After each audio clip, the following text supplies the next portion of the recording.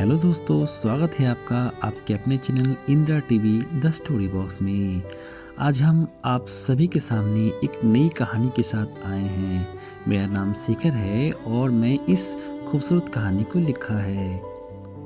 कहानी बहुत लंबी होने के कारण मैं कहानी को कई भागों में आप सबके सामने प्रस्तुत करूंगा।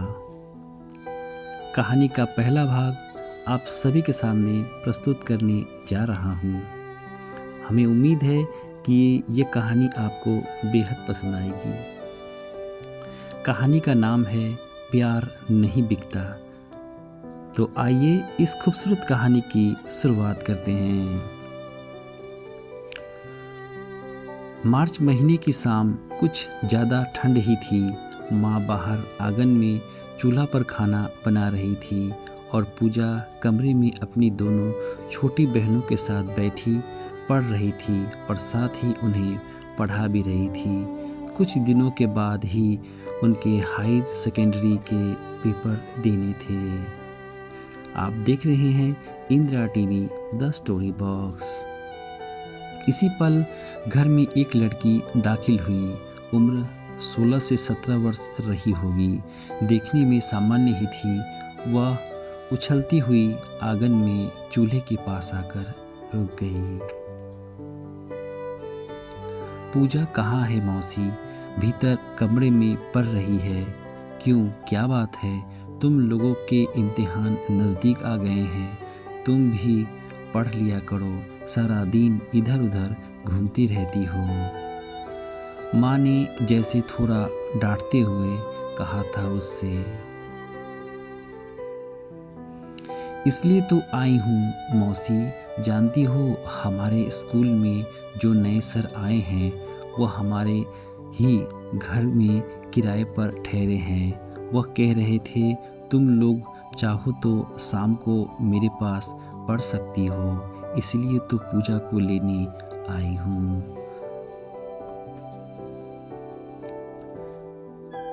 लेकिन कल को वह ट्यूशन की पैसे मांगेगा। स्कूल की फीस बहुत मुश्किल से दे पाती हूँ।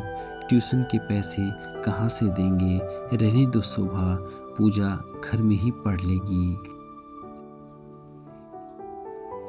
वह ट्यूशन के पैसे नहीं लेंगे मौसी, उन्होंने मुझसे यही कहा। क्या बात है शोभा?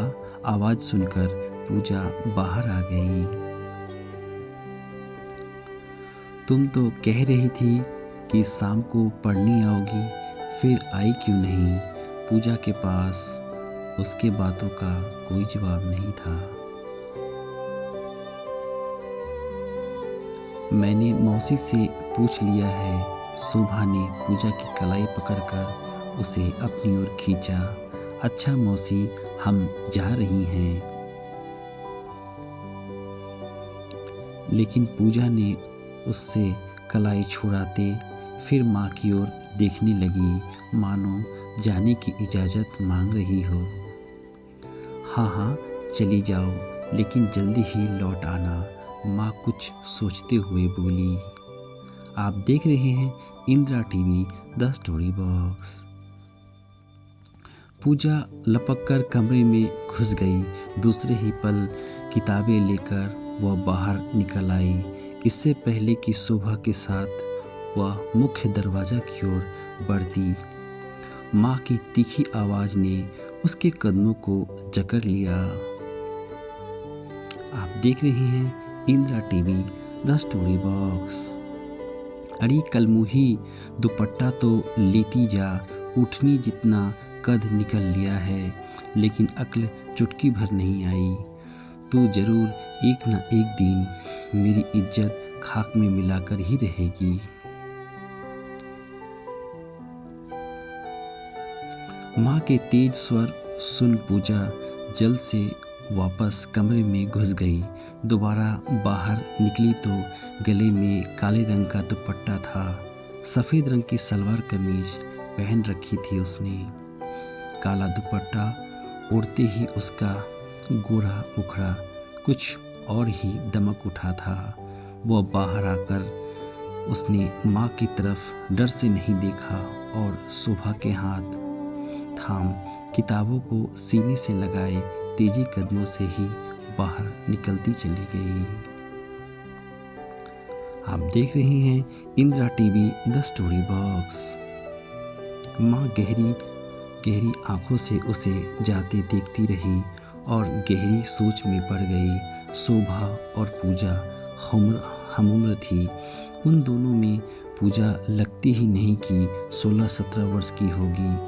वह 20-22 वर्ष की पूर्ण युवती लग रही थी। यह तो जैसे अभी से डोली में बिठाने लायक हो गई है। इसके पिता तो मर गए, मरने वाला पीछे फूटी घोड़ी भी नहीं छोड़ गया। कैसे विवाह होगा इसका? इसके बाद अपने पेट से जन्मी भी 2 और बेटी है। यही सोचकर माँ को सिहर गई थी। गहरी सांस छोड़ते हुए उसने फिर सिर को हल्का सा झटका दिया और आँटा गूंथने लगी, यह सोचते हुए जिन समस्याओं का कोई हल नहीं, व्यर्थ ही उसमें उलझकर अपने आप को परेशान करने से क्या फ़ायदा। जो कल होने वाला है उसकी चिंता को आज ही सांसों पर लाद कर जिया नहीं जा सकता। आगे अपने अपने नसीब की बात है। आप देख रहे हैं Indira TV the story box. घर से निकलने के बाद शोभा और पूजा दोनों गली में आ गई थी। तुम्हारी माँ तुम्हें डांटती बहुत है पूजा, शोभा ने चलते हुए कहा। आप देख रहे हैं Indira TV the story box. माँ है ना, उसे डांटने का अधिकार जो है, प्यार करने का फर्ज भी तो है। यही ऐसा तो नहीं पूजा कि वह तुमसे नहीं शोभा, ऐसा बात मत सोचो। माँ ने कभी मुझे सौतेला नहीं समझा, और अगर समझा होता तो क्या अपना पेट काट कर मुझे पढ़ाती।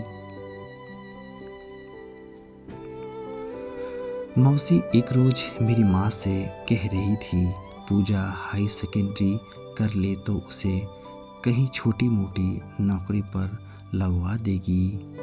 क्या तुम्हें पढ़ाने के पीछे तुम्हारी माँ का स्वार्थ नहीं छिपा है?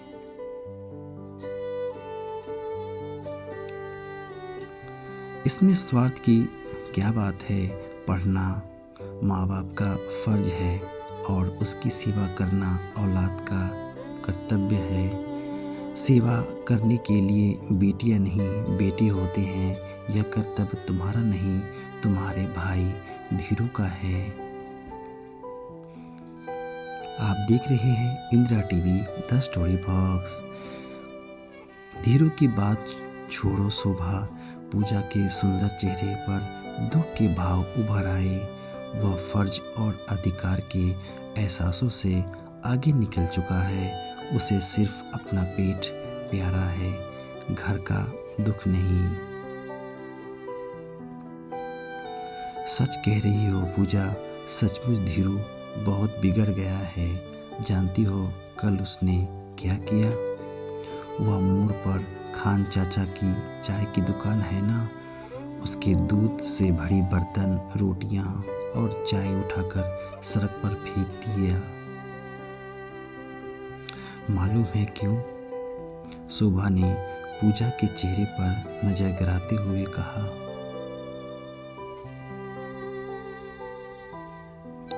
धीरू और उसके लफंगे दोस्तों ने खान चाचा की दुकान पर चाय पी और रोटियां खाई। जब चाचा ने पैसे मांगे, उससे बदसलूकी की और उसके दुकान भी तोड़ दिए। बस इसी की बात की सज़ा बेचारे चाचा को अपनी तमाम चीज़ें तुड़वाकर भुगतनी पड़ी थी। शोभा ने चलते चलते ही बताया था। तब पूजा बोली, बुराई का सिला कभी भी अच्छाई से नहीं मिला करती। शोभा देख लेना, एक दिन धीरू अपने किए की सज़ा ज़रूर पाएगा। खैर छोड़ो इन बातों को, मुझे तो उसे भाई कहने में भी शर्म आती है।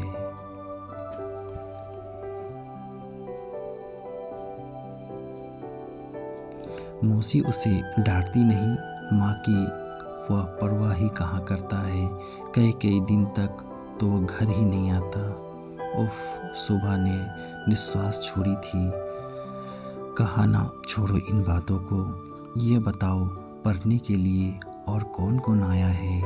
कोई भी नहीं, बस हम दोनों ही हैं। आप देख रहे हैं Indira TV the story box. ओह, वह नए सर तुम्हें कैसे लगते हैं? बहुत अच्छे। उनका नाम गौतम है, जानती हो, मुझसे कह रहे थे। मेरी कोई बहन नहीं है, लेकिन तुम्हें देखने के बाद यह कमी भी पूरी हो गई। सच शोभा, न जाने क्यों मुझे लगता है कि तुम मेरी बहन हो। जब भी तुम्हारा मन चाहे मेरे पास पढ़ने आ जाया करो। तुम्हारे लिए कुछ करके मुझे खुशी होगी। आप देख रहे हैं Indira TV the story box. तुम बताओ, तुम्हें कैसे लगे मुझे? हाँ, मुझे कैसे लगेंगे? मैंने तो इसलिए पूछा था, देखने में वह सर कम हीरो ज़्यादा लगते हैं। पूजा धीरे से मुस्कुराई थी। हाँ, गौतम भैया हीरो तो हैं। वाह, तुम तो उन्हें भैया कहने लगी। क्यों ना कहूँगी, उन्होंने मुझे बहन जो बनाया है। जानती हो पूजा, गौतम भैया खुद भी पढ़ते हैं। अभी अभी वर्ष वह भी इम्तिहान देंगे। कहते हैं उस इम्तिहान को पास करने के बाद वह बहुत बड़े वकील बन जाएंगे, जो बड़े बड़े अदालत में रहते हैं। ओह, तभी क्या? शोभा ने पूजा की ओर देखा। मैं सोच रही थी, सर की उम्र अधिक नहीं हो सकती।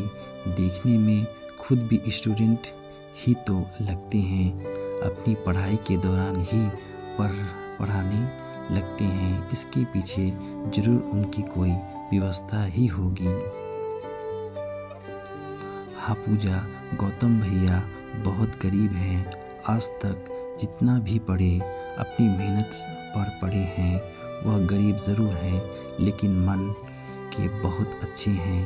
पापा ने भैया को कमरा देते हुए कहा था, आप हमारी शोभा को पढ़ा दिया करें, हम आपके कमरे का किराया नहीं लेंगे। तो जानती हो उन्होंने क्या कहा था? क्या? पूजा उसकी ओर उत्सुकता से देखने लगी। अपनी बहन को पढ़ाने की भी कोई कीमत लेता है? लगता है तुम सर को बहुत चाहने लगी हो।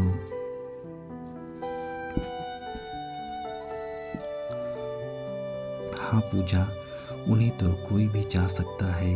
एक ही भेंट में किसी को भी वो अपना बना सकते हैं। आप देख रहे हैं Indira TV the story box. अगर उन्होंने मुझसे ट्यूशन के पैसे मांगे तो? पूजा मुस्कुराई। सवाल ही पैदा नहीं होता। वे अपनी बहन की प्यारी सहेली से ट्यूशन के पैसे मांगे, ऐसा कैसे हो सकता है? और वह फिर वे खुद ही तो कह रहे थे कि तुम्हारी तमाम सहेलियों में ही पूजा ही सबसे अच्छी, देखने में जितनी सुंदर और मासूम है, दिल की भी उतनी ही अच्छी लगती है।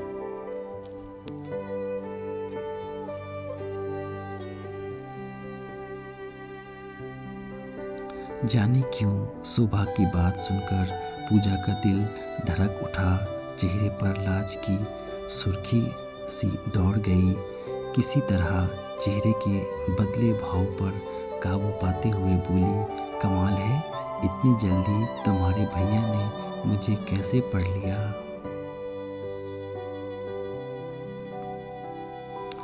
किसी को पढ़ने के लिए बस एक नज़र ही काफ़ी होती है। जैसे मैंने गौतम भैया को जान लिया, वैसे ही उन्होंने तुम्हारे बारे में कह दिया।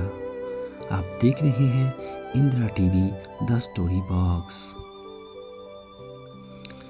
क्या तुम अच्छी नहीं हो? मैं के गुलाबी होठ थरकते उठे। वह हड़बड़ा गई। पूजा के इस तरह हड़बड़ाने पर शोभा हंस पड़ी। पूजा ने लजाकर चेहरा झुका लिया। शोभा का घर नज़दीक आ गया था। पढ़ते हुए अभी थोड़ा समय ही गुजरा था कि शोभा की माँ ने उसे भीतर से आवाज़ दी, आ रही हो मम्मी कहकर। शोभा ने सर से जाने की इजाज़त मांगी और किताबें वहीं कमरे में छोड़ भीतर की ओर खुलते वाले दरवाजे को खोलकर दूसरी तरफ चली गई। जाते वक्त वह दरवाज़ा बंद करके गई थी। इसी कमरे में एक दूसरा दरवाज़ा भी था जो गली की तरफ खुलता था। इस समय वह दरवाज़ा भी बंद था। कमरे में गौतम और पूजा अकेले रह गए थे। आप देख रहे हैं Indira TV the story box. इसी अकेलेपन का एहसास पूजा के भीतर अजीब सी बेचैनी बढ़ता चला गया। नजरें तो हाथ में पकड़ी किताबों पर ही थी, लेकिन अक्षर ही धुंधले पड़ गए थे। जिस कुर्सी पर पूजा बैठी थी उसी के बिल्कुल सामने दूसरी कुर्सी पर गौतम बैठा था। बीच में बस एक छोटी सी मेज ही थी। नजरें झुकाए हुए भी पूजा को यूं लग रहा था जैसे सर उसी को निहार रहे हैं। एकाएक वह अपनी इस सोच पर हड़बड़ा गई और उसके मुंह से निकल गया, आह, आपने कुछ कहा सर?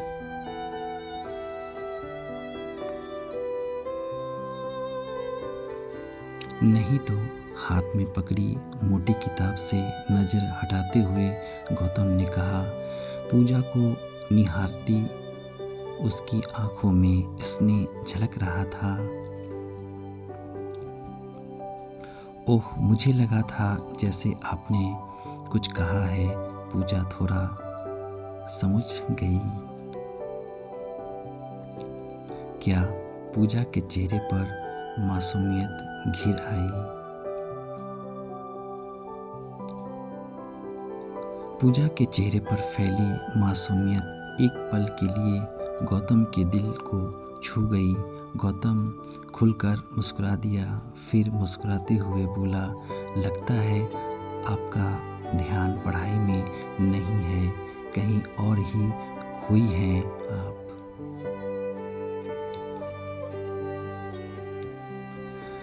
जी नहीं तो, पूजा घबरा गई।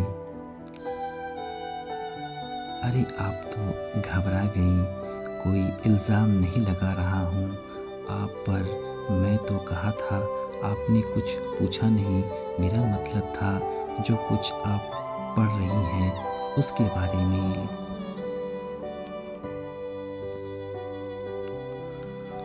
ओह, मैंने सोचा आप अपने बारे में कह रहे हैं। पूजा के होठ पर महीन सी मुस्कान पल भर के लिए ठहर गई थी। गौतम भी मुस्कुराता रह गया था। लगता है आपको अपनी किताबों को सारे सवाल आते हैं। जी हाँ, हिस्ट्री और इकोनॉमिक्स का तो एक एक सवाल जवानी याद है। हाँ, इंग्लिश में थोड़ी कम आती है मुझे, तो फिर आपको इंग्लिश की किताब ही लानी चाहिए थी।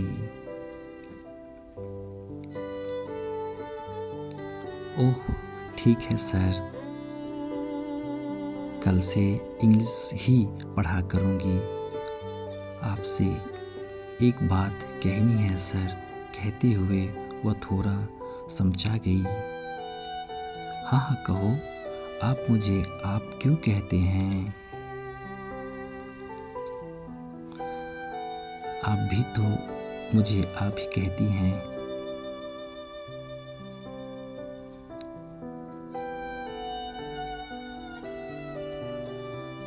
आप तो हमारे सर हैं। सिर्फ स्कूल में कहकर गौतम ने एक गहरी सांस ली और पुण्य बोला, शायद आप नहीं जानती, मैं स्वयं भी स्टूडेंट हूँ। आप मुझे आप न कहे, मैं आपको आप कहना छोड़ दूंगा। तो फिर मैं क्या कहूँ, मासूमियत से ही पूछा था इस बार पूजा ने। थोड़ी देर सोचता रहा गौतम, फिर बोला, हाँ आप मुझे गौतम बाबू कह सकती हैं। ठीक है, लेकिन स्कूल में सर ही कहूँगी। आप देख रहे हैं Indira TV the story box. मंजूर है पूजा। इस बात पर गौतम हंसा था। पूजा भी खुलकर मुस्कुरा दी। लगता है इस समय पढ़ाई से तुम्हारा मन नहीं है।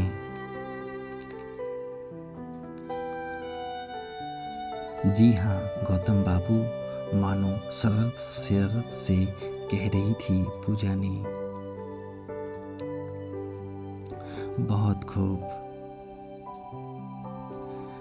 सारी किताबें तो रटी हुई है, पढ़े क्या?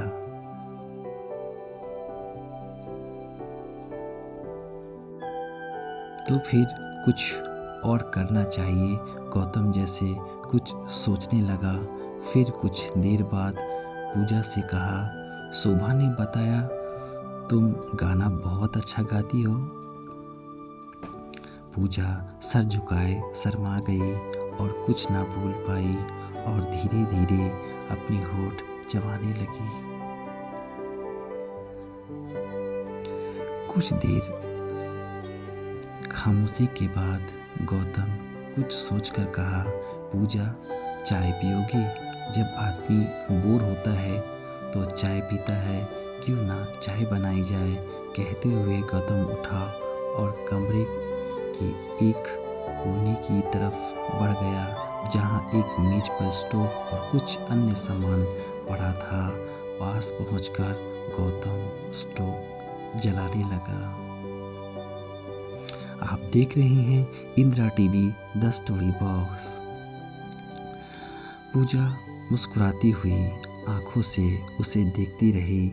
शोभा की कही बात उसे सही लग रही थी। इंसान को पहचानने के लिए एक नज़र ही काफ़ी होती है। गौतम उसे भी अच्छा लगा था। जैसी सद्गुण और पवित्रता चेहरे पर झलक रही थी, वैसे ही साफ दिल का था। जब वह सड़क से गुजरती तो गलियों से गुजरते हुए ऐसे ही जवान लड़कों की गंदी घूरती निगाहों से झांकती भूख जैसे कपड़ों को ही नहीं, शरीर को भी चीर जाती थी। लेकिन वैसी ही भूख गौतम बाबू की निगाहों में नहीं दिखाई दी थी। जब भी नजरें मिली तो उसकी स्नेहिल निगाहों को निहारते ही पाया था। गौतम से स्टोव जल नहीं रहा था। पूजा ने देखा तो उठकर उधर ही बढ़ गई। क्या बात है, स्टोव जल नहीं रहा? तुम बैठो, जल जाएगा। पिन हाथ में लिए गौतम ने स्टोव जलने के लिए फिर सिर झुकाया था।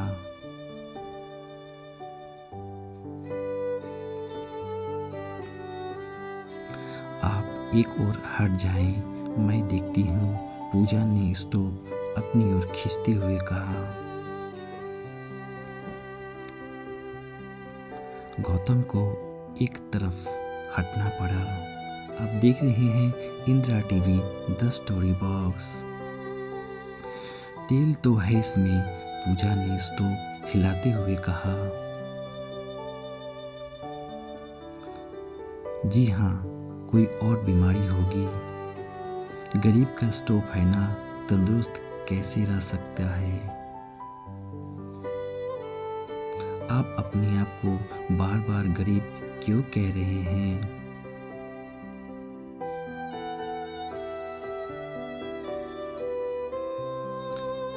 सच सच भी तो यही है। गौतम के होठों पर मुस्कान थोड़ी गहरी हो गई। पूजा ने कहा, गौतम बाबू, आप परिश्रमी और ईमानदार हो, ये आपकी दौलत है। पेट भरने के लिए बस 2 वक्त की रोटी की ज़रूरत होती है, सोने चांदी की नहीं। आप एक अच्छे इंसान हो। पूजा की बात सुनकर गौतम उसके चेहरे को देखता ही चला गया था।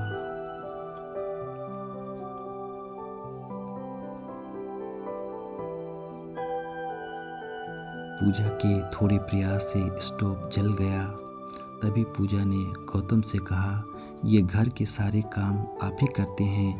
गौतम ने हल्की मुस्कान के साथ कहा, हाँ जी, सब मैं ही करता हूँ। अब भला मैं ये सब काम नहीं करूँगा तो क्या भूखे नहीं मर जाऊँगा? कहते हुए गौतम तो हंसा था, लेकिन पूजा नहीं हंस सकी। वह कुछ सोचते हुए बोली, आपका अपना कोई भी ऐसा नहीं जो ये सब? हाँ है, एक बूढ़ी माँ। पूरी दुनिया में एक वही है जो मेरी जिंदगी है। ओह, कहाँ है आपकी माँ?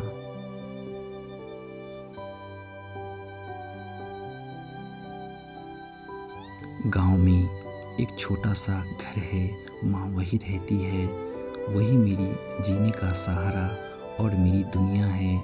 जानती हो पूजा, मेरी माँ का एक ही सपना है, मैं पढ़ लिख कर जब बड़ा अफसर बन जाऊंगा, अपना घर बना लूँगा, तो माँ बड़ी धूमधाम से मेरी शादी करेगी, चांद सी बहू लाएगी, फिर नाती पोती को अपनी गोद में बिठाकर उन्हें लोरियाँ सुनाया करेगी। उसी के बाद मन को चैन आएगा। गौतम का स्वर जैसे कहीं खो सा गया था।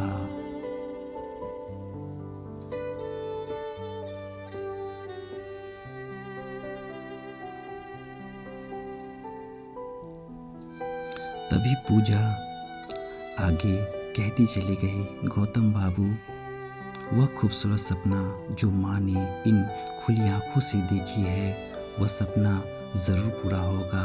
आप भगवान पर भरोसा रखिए, आपको आपकी मंजिल ज़रूर मिलेगी। वह गौतम की तरफ अब भी देखे जा रही थी, मानो उसे किसी चीज़ का होश ही नहीं था।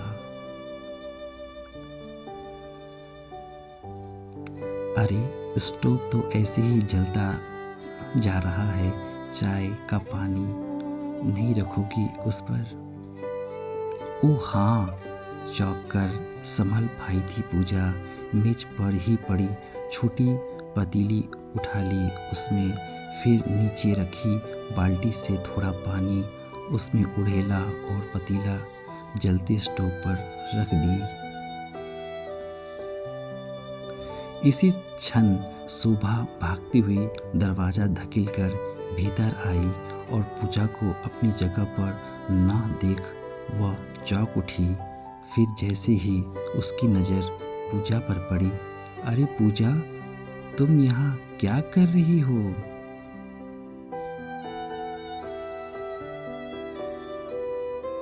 तुम्हारी सहेली तुम्हारे भैया के लिए चाय बना रही है। गौतम मुस्कुराता हुआ बोल उठा।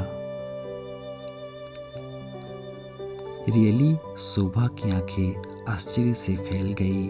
फिर वह पूजा को घूरते हुए बोली, तुम यहाँ पढ़ने के लिए आई हो या भैया का चौका संभालने? पूजा ने शोभा को घूरा, फिर दूसरे ही पल उसके चेहरे पर गुलाल सा छिटक गया। गाल ऐसे लाल हो गए मानो दूध में किसी ने सिंदूर फेंक दिया हो। पूजा अब चाय बना चुकी थी। सभी ने चाय पी और फिर कुछ खट्टी मीठी बातें होती चली गई थी।